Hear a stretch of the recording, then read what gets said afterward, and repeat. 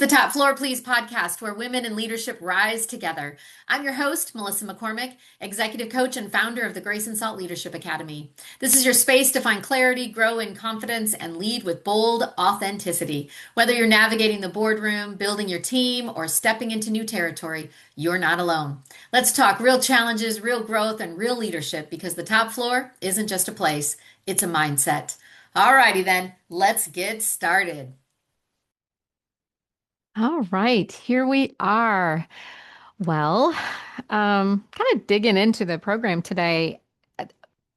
I often hear from very high performing women that those who are either in the boardroom or those who are aiming for the boardroom, they'll typically say to me, okay, Melissa, I'll get into that when I have the title. Like I'll have more influence. Like I need the title on my business card in order to fill in the blank. Or when I'm officially at that level, I'll finally be able to lead the way I want to. Because if I had that position, if I had my boss's job, if only, right? And so I just really want to say this extremely clear. If you need the title to lead, then you're not ready for it. Let me say that again. If you need the title to lead, you're not ready for it. You're not ready for whatever that leadership fill in the blank is if you're waiting for the title. Titles grant authority. Absolutely. They grant access. You betcha. They grant visibility. Yes. They do not grant influence. In the boardrooms, influence is the only currency that matters. That's the only thing that matters is your influence when you're in the boardroom. So if you are aspiring to get there, we need to focus on influence, not the title. Hello, everyone. I am Melissa McCormick. I am the host of the Top Floor Please podcast. I once planned to argue cases in the courtroom, but instead I traded the courtroom for the boardroom. And so now I help business leaders get out of the weeds. I help them get out of the day to day to learn how to delegate, to learn to stay in their executive lane and to show up as the executive. I want to be sure that they're communicating clearly, strengthening their teams so that you can get your time back. That's what I do. So, this is the very first episode of a four-part series on influence.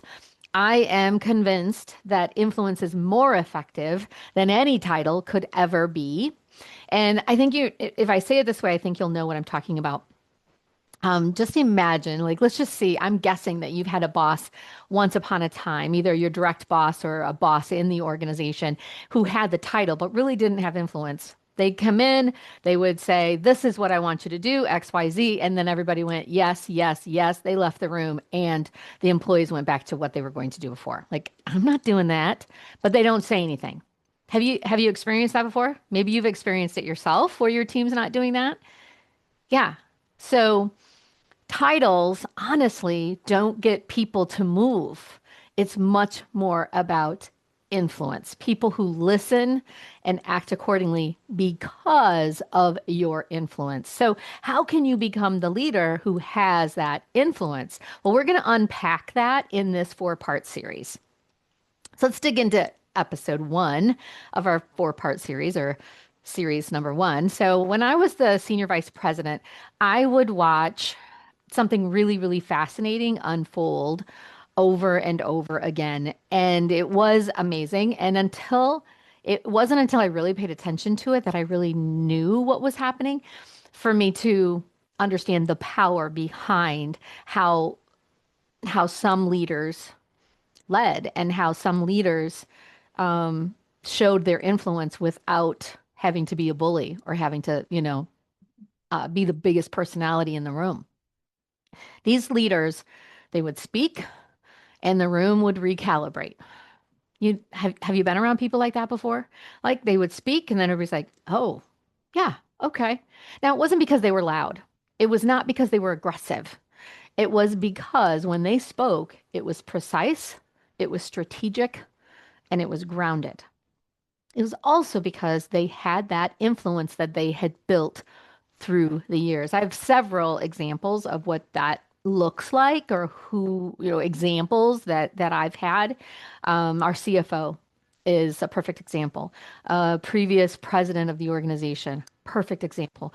But Arlen, he was a master at it. And I probably have told you about him before.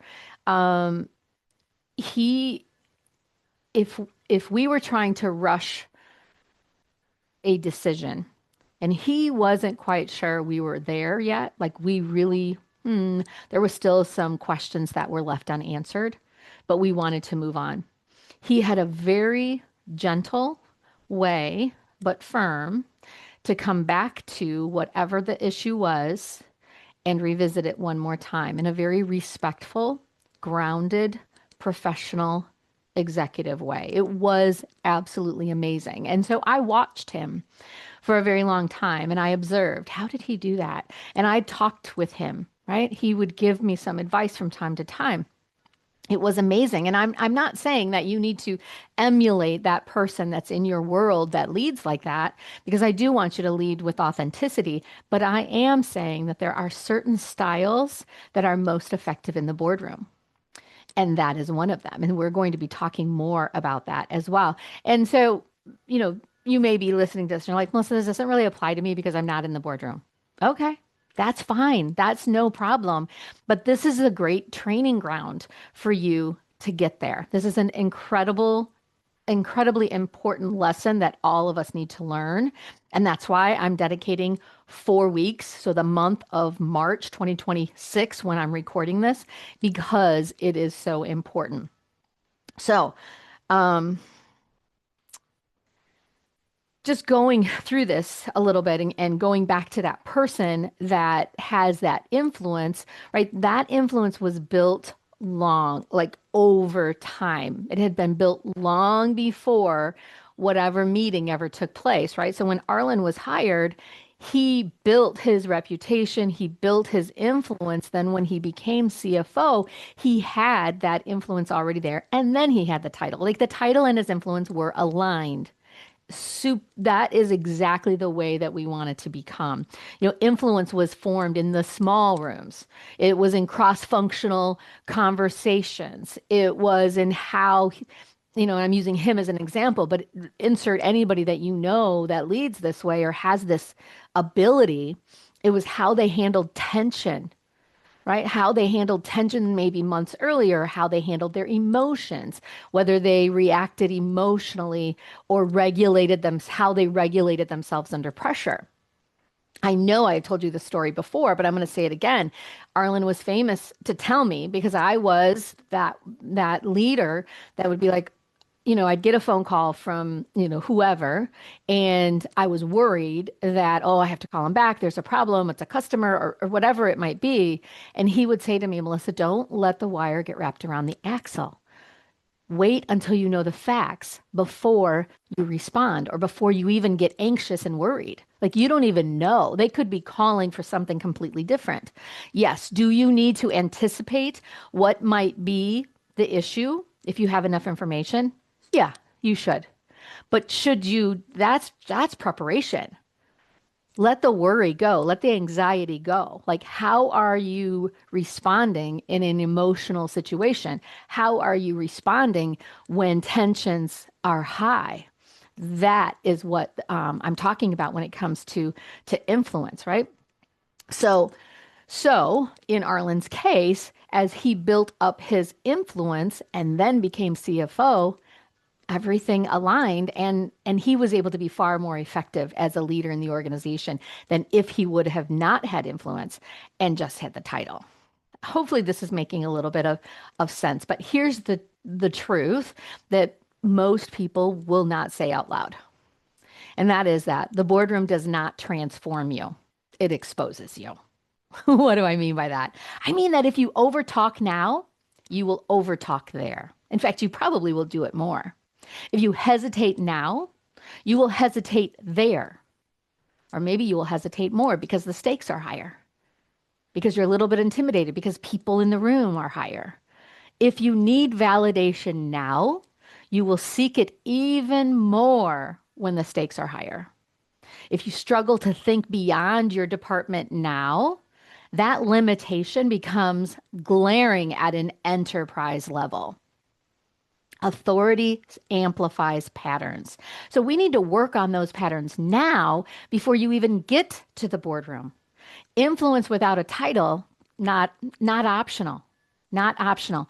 It is the proving ground in order to build that influence, and then that is the way that it should work, and is a little bit challenging. And we'll talk about that in the next episode when it comes to patience. You know, how I want, instead of you saying, when will I be promoted? I hear that a lot. Well, geez, I've worked here for 3 years. When am I going to be promoted? I want you to reframe it this way. I want you to be more strategic. And I want you to say, how am I influencing at the level I already occupy? How am I influencing now, right, at this level where I'm at today, within my world today? How am I influencing? Our senior leaders, are they seeking your perspective before decisions are finalized? They don't have to, but are they? Are people referencing that you're thinking when you're not in the room? I mentioned a president years ago. His name was Clark. And my best friend and I were responsible for doing the finalizing the PowerPoint presentations for our big events that we would have, our distributor meetings. And so this went on for years. And Clark had this eye for slides, and he was very particular. And so at some point after he retired or moved on, Trisha and I would, when we were looking at the presentations, we would say, okay, what would Clark do? What would Clark say? What would this be a Clark slide? Right? Are people saying things like that about you? Like, what would Melissa do? What would Joanne do? What would Dana do? Are you known for enterprise level clarity or strong departmental opinions? Okay, so enterprise thinking is tough because you have to put your ego aside and have to think about the business first. And so once you get used to that, and once that becomes who you are, the departmental goals happen too, because you've got enterprise thinking. So okay, this is where we're supposed to be, and this is where we are. How do I get my department aligned with the enterprise goals instead of looking at it from a silo perspective? Many organizations operate in silos. Finance does their thing, sales does their thing, production does their thing. We all get in a cross-functional meeting. We pretend, right? We pretend that, yep, this is what we're going to do. And then we go back and we do things the way we've always done things. And we operate in a silo. We don't necessarily communicate to each other, and we're not necessarily all on the same team. I want you to be thinking as if you owned the company, even though you're responsible for the sales department or the order entry department or the purchasing department or the project management department. I want you to be thinking enterprise. And this is the training ground for us to do this. This is not something that's going to happen overnight, especially if you're not used to it, especially if you're not trained to do it, especially if your boss is not there too. We'll talk about that in a moment. Like, what do I do then? So throughout this series, we're going to be talking about seasons of leadership. And there are seasons where your assignment is depth. Right? You're going to be building credibility. You're going to be building trust. You're going to be building weight. And then there are seasons where your assignment is visibility, where you're stepping forward strategically. You're speaking with precision. But no matter the season, influence begins before the recognition. And that's the work. The work is building that influence, building that reputation. So what do I want to tell you today? There are 3 areas that I want you to focus on, like 3 areas to strengthen and to think about as identify one of them, right? I don't want you to work on all 3 in 1 week, but I do want you to figure out which one makes sense for where you're at in your season. So if you're serious about operating at the board level, even if you're not in the boardroom, whether you're already there or you're just preparing for it, either way, there are 3 places that I want you to focus on. And the first one is to build influence before you need it. I want you to stop waiting for expanded authority. I want you to stop waiting for the title. If that is your main approach, I want you to just remove that from your mind. Stop waiting for somebody to give you permission. Stop waiting for somebody to give you the title. I want you to look at your current environment. Where are you shaping direction without that formal mandate, without that formal approval from the boss? Who is seeking your input before the meeting? Not just during it, but before or after the meeting. Like, who is that? Pay attention. This is going to help you understand where your influence is at from a benchmark perspective, so then you know how to improve it. Are you anticipating enterprise impact, or are you reacting to instructions? So, you're at a meeting, someone brings up an issue. Are you automatically going, okay, how's this going to impact me? Like, what's in it for me, right? You know, that radio station, WIIFM, right? What's in it for me? Is that how you're responding? You're reacting to, oh, great, that's going to be more work. Or are you responding, oh, well, that would be really good for the company. Yeah, I think we can figure out how to get that done. We might need some help from some other folks, but yeah, I think we can figure out how to get that done. Okay. All right. Those are the things that I want you to think about. Influence is built in those conversation where no one applauds. Okay. It's that person who's thinking beyond themselves. All right. So that's number one. Number one, build influence before you need it. Number two is audit your executive presence. How are you showing up? Now, this is not your personality. This is how are you showing up? Your presence when you speak. What words are you using? What is your posture like? What's the speed of your speech? Is it measured, slow and measured? Is it fast and you're nervous? Are you advancing the conversation, or are you just saying exactly what somebody else just said? Are you concise under pressure? Okay. You're in a meeting and somebody's really putting some pressure on you because you were supposed to get something done or the department was supposed to meet certain goals and you weren't able to meet it. How do you respond? Do people lean in when you're going to speak, or do they, kind of go, oh, what's she going to say? Executive presence is not about being louder. It's about being grounded enough that the room feels steadier when you contribute. Right? You've been in those meetings before where these are the people going, blah, blah, blah, blah, blah, blah, blah, blah, blah, blah, blah, blah. And there's that one person that interjects and says, so this is the way I understand the situation. And they very concisely lay it out and then say, excellent. So these are the next steps.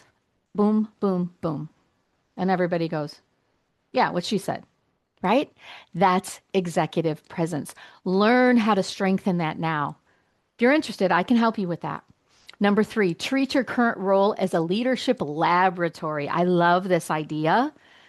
I love this idea because this helps us understand that and give us patience. And we'll talk about that the next episode. But the leadership laboratory, like you are a scientist and you're trying to really hone your skills and try to figure out what the right formula is for you so you can lead authentically, but also show up with executive presence and build your influence. Your current seat, not a holding pattern. It's proving ground. This is where we are testing and we are continuing to get better and to get better to get better. So here's what board level leaders, this is what they do. They manage up without resentment. They regulate their emotions under tension and pressure. They think beyond their lane. And they protect relationships while driving results.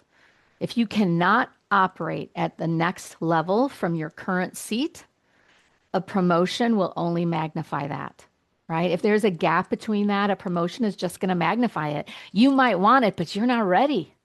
So you need to operate at the level that you want before you are given it. So start operating at that level now to build and practice that muscle memory so that when you are ready, you're the obvious choice.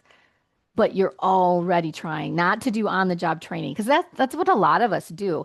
And I'm not asking you to do what I did, quite honestly. I had a boss of mine come to me and tell me that I was ready for the vice president of sales position. At this point, I was a director of sales. I talked him out of it because I didn't think I was ready. I was ready, I just didn't know it. And honestly, I needed him to say to me, Melissa, I've got your back. We're going to do this together, and I'm going to help you get where you need to be. So don't talk. So if somebody comes to you and says, hey, I think you're ready, don't talk yourself out of it. Don't talk them out of the promotion for you, but don't go asking them, hey, I'm ready to be vice president if you're not, right? Have that discussion with them. Talk through that with them. So I'm going to leave it. I'm going to leave it there because I could get on my soapbox for a long time, and I feel like I need to be clear and concise and not repeating myself. But this episode feels less like encouragement, but more like calibration because that's my intent. That was intentional, right? Executives I work with, they're not looking for motivation. So I'm not here to motivate you. I'm looking to refine you. That's my job. I want to examine how you're perceived in these high stake rooms where influence is compounding, where credibility is quietly leaking, right? And what needs strengthening before elevation. Those are the things that we're going to look at. When the opportunity comes, it's too late to build what should have been developed earlier. So I want to start now. I don't even care what level of the organization you are at. But if you know that you want to make more of an impact in your organization, I can help you get there. So, next week, we are going to talk about seasons. One of the fastest ways to stall executive momentum is misreading your leadership season. There are seasons for depth, building that reputation, trust quietly, and there are seasons for visibility where you're going to step forward with that strategic courage. If you confuse those two, and you either move too soon or you wait too long, um, well, it's a problem. And we're going to talk about that at the next episode. So until then, don't wait for authority to practice your influence. Please, you're already in the room. So just as a reminder, as we wrap things up, I want you to remember that I do work with leaders who are buried in the day to day. I help them learn how to delegate. I help them to strategically think and to help with their executive presence, build confidence, clear communication, and stronger teams. I want to help simplify things and get out of those weeds so that you can run the business instead of the business running you. If that sounds like that's where you are, like Melissa, you are talking to me, then you can learn more about working with me at graceandsaltleadership.com. Please subscribe to this YouTube channel so that and to Spotify so that you can get your notifications when the next episode drops. If this episode was helpful, please share it with another leader and maybe, listen together, have some fun, create instead of a book club, let's do a podcast club. Be sure to talk about it so that it can reach more people and I can help more people because that is absolutely my goal. All right, everyone. I thank you so much. And until next time, keep leading forward. Thanks so much for hanging out on the top floor. If today's episode gave you something to think about or a little boost, share it with your friends to keep the momentum going. And hey, if you're ready to rise, find your voice, and lead with clarity and confidence, we'd love to connect with you. Reach out at graceandsaltleadership.com to learn how Grace and Salt can support your growth. Remember, you don't have to lead like everyone else, just lead like you. All right, I'll see you next time on the top floor.